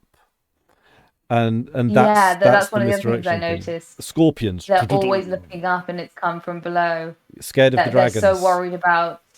I think also that could be potentially future foreshadowing, where they're so scared about their enemies in the sky and the enemies that are like lordly and above them, that they're going to miss out on what's happening with the small folk. I feel like there's a lot of like little things happening with the small folk this episode that was pretty blatant foreshadowing. So the having to take the sheep to feed the dragons, the money needed to, like, all of the stuff with that, the King's Council, not King's Council, the King's Judication. I like how he says like small folk. He goes small folk. Small folk. But like pretty much everything there was like, that's gonna be a problem. And like particularly the reaction when oh my gosh, brain, when Rhaenyra came across the remains of Lucerys and his dragon, and the fact that the small folk fled for their life when they saw a dragon. Like, the small folk are terrified of dragons, the small folk are suffering, and they're going to continue to suffer. And no matter how much lip service might be paid to them, if they're not actually paid or fed, gonna be a problem for later. You've nailed this, I think, actually, because I think oh damn, you've just done one of those things I wish I thought about what I thought. Yeah, like you've got this, because it's such a foreshadowing, because like it's like Aegon is like, he understands, like he sees it. Otto Hightower doesn't, and it's going to be interesting with the Hand to see if a Hand, maybe Aemond, might Aemond hasn't demonstrated any particular fondness for the small folk. So it might be the case that Aemond actually ignores the small folk or treats the small folk with disdain, and that is when the problems start. That's when the small folk start rising up, and maybe Max can verify. I don't know how spoilers come into this, but don't the small folk raid the dragon pit? Do they? So that's obviously an uprising of sorts. So maybe the small folk just get so sick of the dragons living under fear of them, and I forget when exactly in the timeline that happens, though. It's been so long since I read it. I feel like I want to go back. It's later. Yeah, I mean, of course, it's all build up. It happens before the end of the Dance of the Dragons, but I don't know when exactly. But that might be that might be the thing that Jenny sort of, is sort of foreshadowing towards. I mean, it's blatant foreshadowing. It's the same sort of foreshadowing that in Game of Thrones season 1, the first time you're watching, you don't get all the foreshadowing, which is basically Ned, you're fucked. Ned, stop it. You are absolutely effed. Stop it. Go home. Stop talking to people. Stop trying to be a spy master. Stop trying to do the right thing. You're in a pit of snakes. Survive. And it feels like it's inevitable. It's a fall down a hill that it's so predictable once you see it. And this feels like that same sort of foreshadowing where you're like, you know exactly where you're going because you know to see it. Yeah. It's great. Love it. Totally. In terms of like other little like one little metaphor, there's a couple of like repeat lines of dialogue, and I really love this with House of the Dragon where they do like it's almost like poetry. It's like lines reversing each other, and they do a lot of in particularly in season 1 they did a lot of like cuts to and from that linked up between scenes. And there was a couple of repeat lines in here which I really love. So there was the 1 in 10 men from the north draw the black stone and go to the north and become fodder for the Night's Watch, and 1 in a tenth of the flock are given to the dragons. So it's like tithing. meat. Yeah, tithes. So Yeah.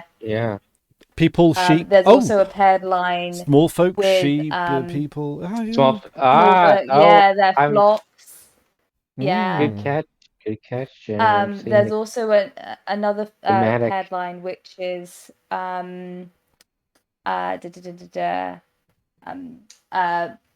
both Alicent and Aemond say that the other one is angry because they haven't had a conversation. There's a really beautiful sad scene between Rhaenyra and Jacaerys, like talking about their grief. And he comes in and he tries to be the big man and say how cool he's been and he's done good politicking and so he's got heartbreaking men coming, that scene. and he can't hold it back. And then at the funeral he's holding up his little brother and it's adorable. But they have that moment where the mother and the son are communicating post-trauma, while Alicent and Aemond have not communicated. They're both talking about each other in the third person. He's assuming that she's angry, and she's assuming he's angry, and they haven't actually communicated.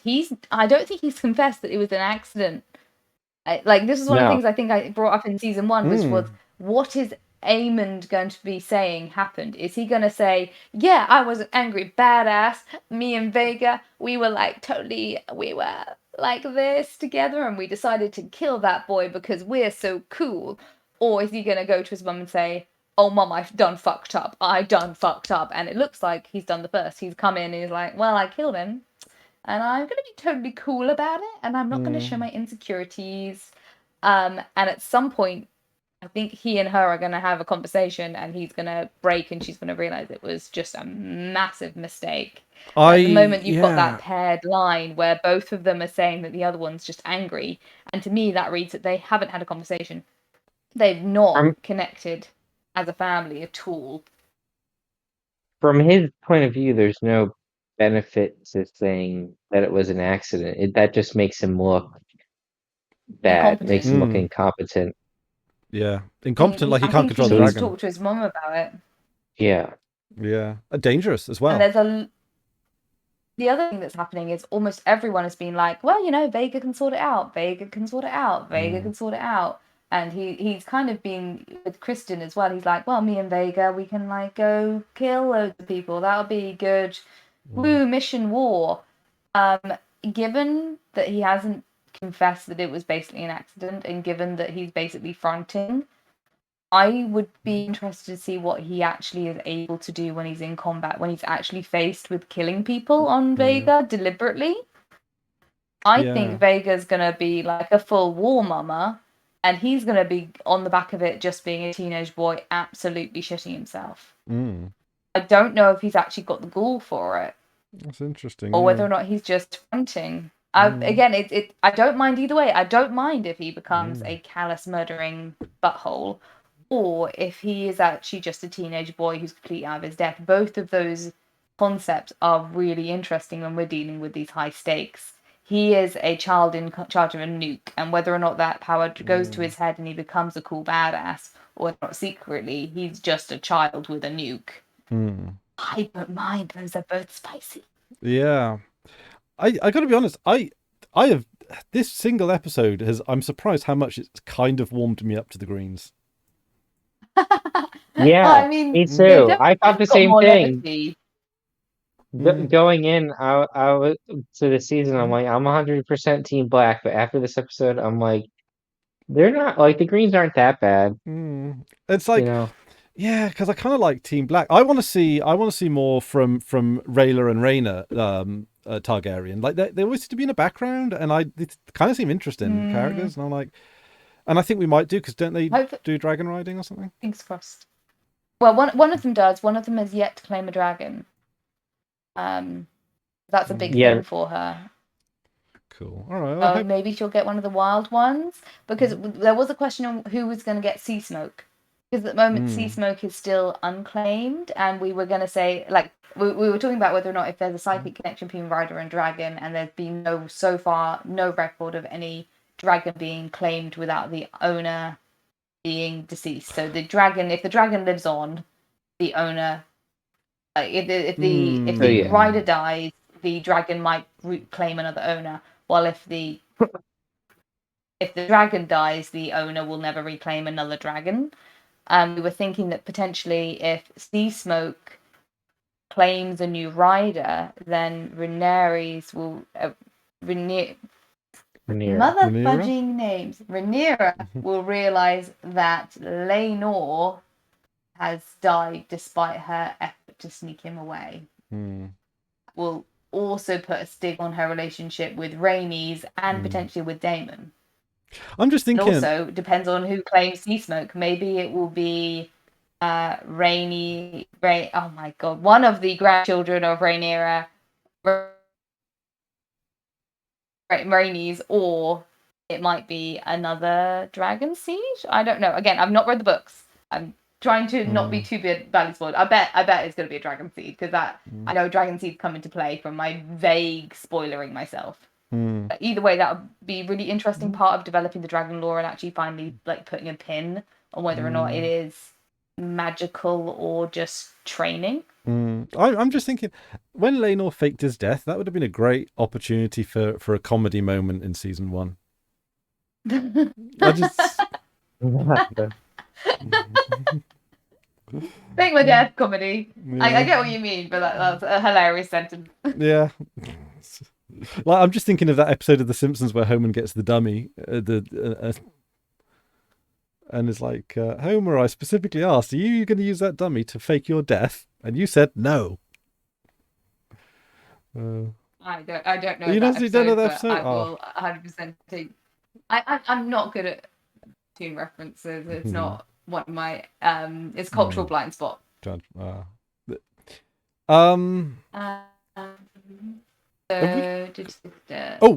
thing I don't think we've covered was apparently the blacksmith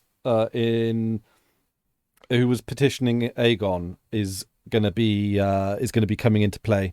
Apparently he's called something like Hugh the Hammer or something like that.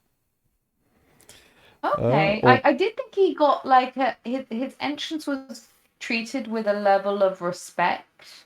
Yeah, and his character was treated with a level of I don't know, subtle authority that I was like, is he gonna come back? I don't know if he's important, but I believe he might be somewhat. He might end up going over to Team Black, I think. I don't know. Again, this is a little bit spoilery that I might be completely wrong on. He's not being paid. Like, even if he, without it being spoilery, that is, even if it's not, even if it doesn't become a cause of illness, it's definitely a symptom of disease. Yeah. Yeah, look at me dropping the metaphors. Yeah,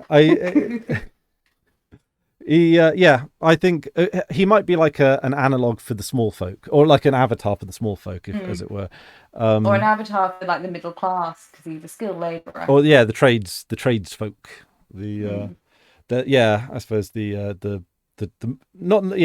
because this is the class system in like medieval times. They were like it was like they're like clergy, tradesfolk, merchant folk. That triangle thing, haven't you? Yeah.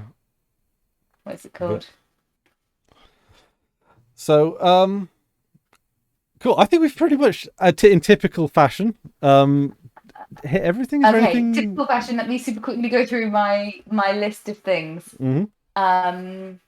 I think there's going to be issues with identifying dragons from a distance. So there's that shot of being like dragon, and then obviously it's Vega. I think at some point a dragon is going to either be shot accidentally, so it's going to be a home goal with a scorpion, or when dragons are in combat, it's going to be really hard to shoot the correct one. Or a dragon's going to approach, they're going to be like, "Oh, it's one of ours," and then it's not going to be one of theirs. Yeah, I think there's going to be confusion with that. Small or far away. One of those things is going to happen. I've got the feeling that's going to happen. I think it's interesting that they put the blacks on a back foot in terms of combat prowess. So they don't have the money, they don't have the capital, and their dragons are already exhausted. Like Rhaenys was saying that she's been patrolling 100 miles of ocean on her own, and Daemon's off busy plotting revenge instead of actually helping with that. I think they've really put the blacks in a weakened position, and so I'll be interested to see whether or not they can come back from that. The fact that Aemond is not able to tell the difference between Jaehaera and Jaehaerys is foreshadowing for the guys not being able to tell the difference when he goes over and he goes and just at him on the head and realizes that it's the wrong child. I also in terms of levity, we did talk about the fact that he kind of gently mocks his wife, and he's like, the queen is an endearing mystery, is she not? Was actually quite sweet for him in a little bit. It was condescending, but it was also not malicious. It was, it wasn't malicious, but it also showed his sort like he has no empathy for his sister wife too at the same time. It wasn't it wasn't cruel. No. It was just... It wasn't malicious. Yeah, and I enjoyed that. I did enjoy the fact that that he brought the child to the council meeting. Was it just to sass Lord Lannister? Yeah. Or was it Tycho just Lannister? because he likes fueling... I don't know, he's trying to be a better... chaos? father to his son than is he trying to be a better father maybe than he was, or is he trying, or is it a gender thing? Obviously Rhaenyra wasn't able to be brought to councils as an equal to sit at the table until she'd been named heir when she was 16. And so is it a sign of gender politics that a child is allowed in but it really shouldn't be? And also belittling the master of coin seems like a foolish thing to do, where they're actively just trying to Lannister make master a joke of out coin of him. Exactly. So I don't know. Is he just chaos loving? Is he trying to show fatherly affection? Is it trying to make us endear him to their relationship? Now that the child has been brutally murdered, next episode it's going to be spicy. Honestly, just bants. It's just bants. It's just bants. I mean, I think they understood. I think all the showrunners understood that they needed to bring in a little bit of levity into the season. I think that was quite a well understood bit of criticism, and I think part of it was this was just a bit of a little bit of a distraction, a little bit almost to settle you into the scene, sort of almost acclimatize you to the room, so that when they do drop the important information, you're already set up in the scene, perhaps. I think it's also relevant that obviously the only introduction that we've really had to Aegon's children have been his bastards that he's put in fighting pits and filed their teeth. So actually then letting him have a moment where he's seemingly appreciating his son and acting in a somewhat fatherly manner, and you can see that there's some level of endearment to his child, meaning that next episode we can have a reaction to it. I think if the showrunners hadn't shown any interaction between father and son, and then they'd had cheese and blood, that's a good point. Without having had that connection, next episode we'll be like, well, did he even care about his son? And now we have a tangible knowledge that he does care about his son. He did want to bring him in, 100%, yeah. And will care about his loss. But also, from the audience point of view, you might have lost track. You might not even have known his son. It's not at the forefront of my mind. I don't think they appeared on screen up until like maybe they appeared on screen twice. It's like it's not like the fact that he's even like married to Helena. Yeah, the fact that he's married to Helena. It doesn't. That's not like when I think about him. That's not the thing I think about first. It's yeah. So it could be the fake. So even his children, like if they didn't have that scene, it would not have immediately connected to me that even was his son, the king's son. Yeah. So yeah, obviously, but yeah. So I think it's just very clever writing. A couple more paired lines. So we had Aegon being introduced to the council with his full titles, and then they had mocking of the titles, and that kind of became a running joke. They also obviously had the Team Black being introduced in the same way. So it's also like when they come in constantly mocking the titles.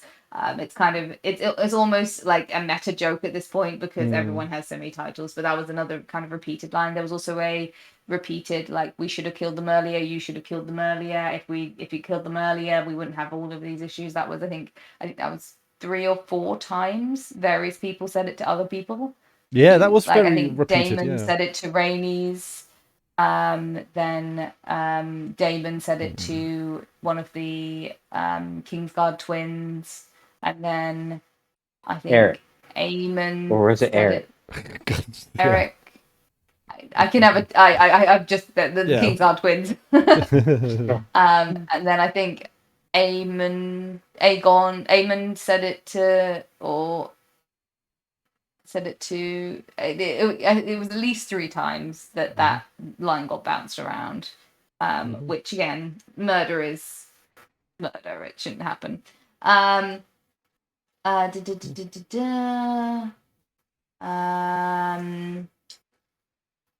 I've already mentioned that. I've already mentioned the statue of Viserys literally looking over Aegon's shoulder in the courtroom, which I found just nice visuals. I also the what news when he walks into the small council and goes, "What news?" It just I need to rewatch season 1 to see whether or not it's specifically something that Viserys says. But it feels like something Viserys would say, just wandering into the town council, into the king's house, and being like, "What's up, guys? The war's on. Who gives a fluff?" I would like to just double check on at some point Rhaenyra and Daemon's 2 children, because where are they? Right. What are they doing? Rhaenyra. They weren't at the funeral. Yeah. Hang on a minute. Rhaenyra and Daemon have 2 children. Yeah. And then they lost Aegon. Hang on a minute. Aegon and Viserys. Aegon and Viserys. And they're admittedly they're young. They're what, maybe 4 and 2. But where are they? They weren't at the funeral. They weren't like. I just want to check in on them. Check they're all right. Yeah. At this point in the book, they're 8 and 10, but that they're aged down in the show, definitely. In the show. We both know your brother can't keep a grip on his impulses. It's a lovely little reminder that Aegon is not quite right, and I think after Blood and Cheese, oh boy, shit's going down.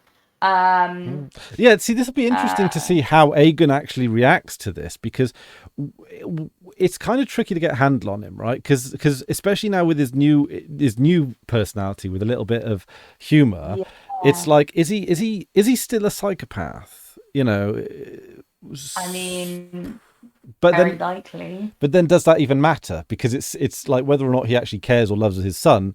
But it might change his reaction, right? Like if he considers his son to be just a part of the royal process, and he's completely like sociopathic towards the whole thing, completely emotionless, then he might be more strategic. Whereas if he actually genuinely loves and cares for his son, he might go ballistic and just start burning stuff, you know?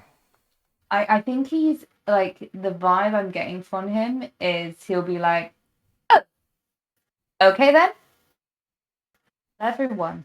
And it won't be like, I don't think it'll be like wrath and ruin. I think he's going to be like, it's going to be a level of like just emotional imbalance to his revenge. I think he'll be like oddly chipper, and I think that will be deeply unnerving. That's kind of the vibe I'm getting from him. It could be. That could be like a really. That could be like that could be a real, like a cognitive dissonance moment where it's just like where he. It's almost like he puts on a reaction. The face is like what he presents to the council or to the public is so disconnected to actual emotion. I don't know. That could be. It's just because the way that the actor is he's playing so many fields at once, and so it's so hard to pin down. That's kind of how I'm viewing it go down. I don't know. We shall see. In terms of a couple of other ones, so what I found interesting is when Blood and Cheese were sneaking into the court, they walked past the lordly guys having their drinks, and they passed a bunch of royal guards, and no one reacted at all. And I think we already commented on the fact that all of the lords are too busy looking at the skies to look down. They're too busy looking at the lords, the higher powered people, to look down at the small folk. The fact that the rat catchers can just walk through the castle, no one reacted. No one cared. No one really even looked at them and thought at them. Is both a symptom of the hierarchy of power, but also because this attack has happened, and because it's quite clear that the assassins were lowborn. I wouldn't put it past the blacks to suddenly turn on the lowborns and turn on the to blame Are we going to have a Cersei Lannister murdering all of the bastards in the brothels? Are we going to have Alicent turning on all of the all the rat catchers in the city get murdered, and so then the rats just go insane? I don't know whether or not they're going to go that point. What about? I don't it's going to that sort of thing. But also Larys. What will Larys do? Yeah. But that. So the rat catchers, by the time of Game of Thrones, the Red Keep is infested with cats, not rats. Oh yeah. So they get rid of the rat catchers, replace them with a bunch of cats, and then the cats go rabid. Sir Pants. Shout out to Sir Pants. Maybe they'll kill off professional rat catchers and have cats instead, and completely decimate an entire small folk exactly unemployed. All the unemployed rat catchers have no vocation. They have no skill. And it will upset again. It will upset the small folk, and it could lead towards that is quite it's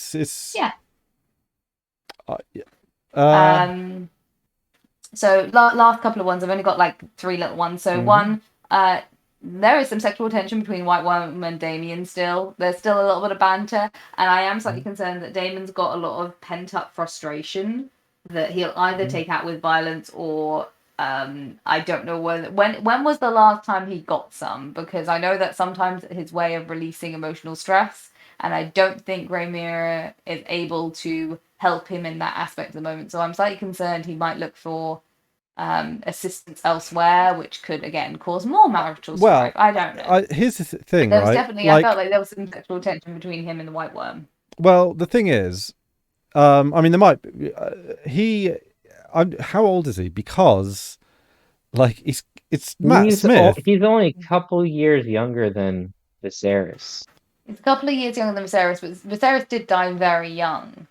So Viserys, let's say he got married at 17. Rhaenyra was 16 when she was heir. She's got a 16-year-old. So if we're saying Rhaenyra is in her mid to late 30s, and then Daemon is maybe 16 years older than her, so maybe in his late 40s. Yeah, he's 16 in the books. He's 16 years older. Daemon was born in 81 AC, and Rhaenyra was born in 97 AC. So they've obviously aged up Rhaenyra, and they've aged up the gaps between her children. If we're saying she's in her, mid to late 30s, and he's in his late 40s, early 50s, maybe. then he might he's not not be a death's as. door. Then he might not necessarily be as Virile. well, virile. He might not necessarily associate sex with coping in the same way that you might have done when he was younger. I don't know. He's also Just got guessing. very little emotional maturity. But I did find it interesting that he's seemingly wanting to burn bridges. Like he was snapping at the Kingsguard, he was snapping at Rhaenys, he was dismissing the White Worm. Like I literally wrote down "burn ye bridges," and I would be interested to see whether or not they are actually. I wouldn't put it past this show to literally at some point have Daemon upon Dragon Top burning some bridges. Now we did Just because I think that would be a beautiful little metaphor. Yeah, I think as I understand it, we do see the twins this season, but obviously the twins aren't going to get blown down because we'd know about it from Game of Thrones. But there might be something, some sort of metaphor folded into it. So my last 3 points. So I went through and listened to Alicent's prayer, and she prays to Alary Florent, who I'm assuming is a grandmother. Cerys and Lucille. Florent is from Highgarden, isn't it? I think so. I vaguely remember the name, but they're not on the tree. Yeah, so I'm thinking it might be her like grandma or something. Yeah. Or maybe her mum's maiden name. I think so. But it was cute.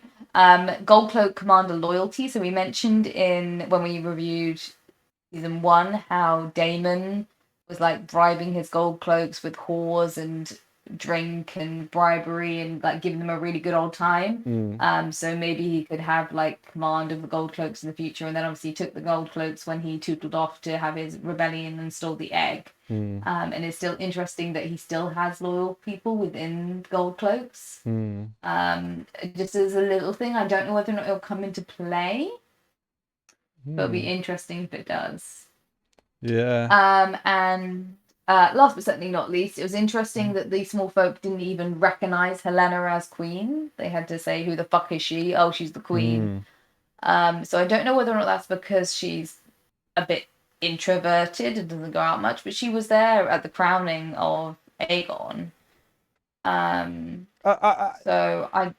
think that makes I did like that little touch actually, because it does it makes sense. It shows how separate. I would actually be surprised if they did recognize her, because some queens, like, so who's the Highgarden in Game of Thrones? Marjorie. Marjorie Highgarden? Tyrell, that's it. She was very much a Princess Diana, right? She was out there in the people's princess, out there with the orphans. But obviously Helena is not that. She when she's introduced in her scene, she's sitting on the floor in a very private environment, and it just, even though it's not explicitly said, it's sort of like assumed that she's just she's just with her kids all the time. Yeah. And she was there for the crowning of Aegon, but I think other than that, she does mostly keep to herself. So I just liked it as like a little kind of like a very clear, this is a separation of the people, like the fact that they can't even recognize, like they probably recognize Alicent as Queen Mother, but they wouldn't recognize Helena, and it was just another little spoke on the wheel of this segregation between classes. Because he's a Kingsguard. No, he's not. He's a gold cloak. Maybe a gold cloak. She's recognized her because he worked in the castle. Yeah. But Blood didn't know who she was, despite being there. Well, gold. That's all my quick notes. Sorry, I always am like, we're done now. You're like, time to wrap up. And I'm like, but I have like 20 minutes. It's all right. We don't have a time limit, and you always bring the best notes, so it's all good. But that small folk, there's gonna be class warfare. Be a reckoning. Yeah. Cool. All right. So How do we feel about the 8.5 IMDb? I think that's spot on.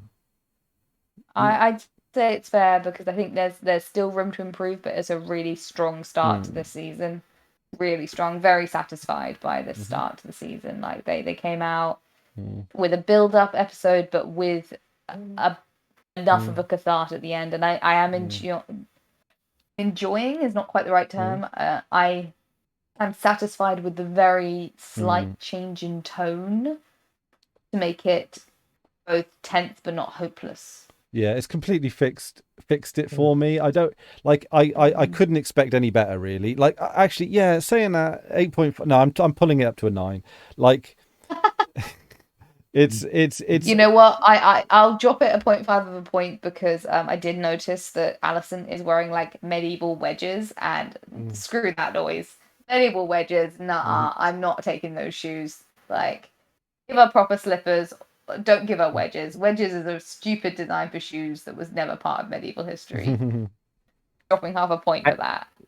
So you're dropping it. I give it an 8.6. 8.6. Yeah, I'm sticking with the 8.5. Okay, cool. All right, 9 out of 5 because of the wedges. Yeah, I think solidly, because like the first episode, we know it's not the best it's not going to be the best in the series. It's always an uphill battle to reacclimatize people, especially after 2 years. And it fixes the problems, and so I mean, it would get a 10 if it threw something completely unexpected at me. That's what the saving the 10 for. But honestly, I don't think there's anything that really could have been massively improved by it. I think the blood and cheese was great. I think that it was a good example of how the noises told the story. Oh god, the noises. That was some good sound design that was horrendous. It was, and how the scene itself seemed to scatter. Helena went off in one direction, Blood went off in the other direction, Cheese was cutting off the head. Like it sort of dissipated into a little bit of chaos there, and no one really knowing what's going on and stuff. And again, like I think it's a sign of House of the Dragon maturing over how Game of Thrones, where Game of Thrones probably would have shown more unnecessarily. You don't need it. You don't need to see the physical violence against a child in order to get the gist of it. Hearing it was enough, and the content and the meaning is enough. In the same way that you don't need to see Alicent's breasts exactly whether or not she is having sex. Like, you don't need to see dropping dong or butt cheeks. Like, you know what's happening, and the intimacy of the scene is not lessened by the fact that it's not specifically titillating or gratuitous. Well, I think the fact that Alicent was covered up in the first scene sort of implied it gives it the sneakiness vibe, right? The like Alicent was basically like, lift up the dress, get to work kind of thing. Kristen Cole still took off and carefully laid his cloak down on the side, which again, I think that's part of that kink. It tells the story, it's So totally, yeah. I'm really satisfied. Nice. Cool. Any thoughts, Max? Okay. Yeah, I think I give it 8.6. I think they're slightly above the average rating there. It didn't it was a really good start to the season. It didn't hook me the same way the first episode of season 1 did. Okay. But I do appreciate the tone change and the levity, and I mean, the fact that we can I'm really excited for the rest of the season. The fact that we can comment on any form of levity in this episode where a child's head gets cut off, it's credit to a show's tone. Yeah, it was totally distracted as well. I mean, if you want to see a child's head get cut off, there's always the dark web, right? So. So on that note, shall I? Right. Goodbye. I'm not going to cut the live feed. I'm just going to cut the video. So if you're on YouTube, you're shit out of luck. Toodaloo. See ya. Bye.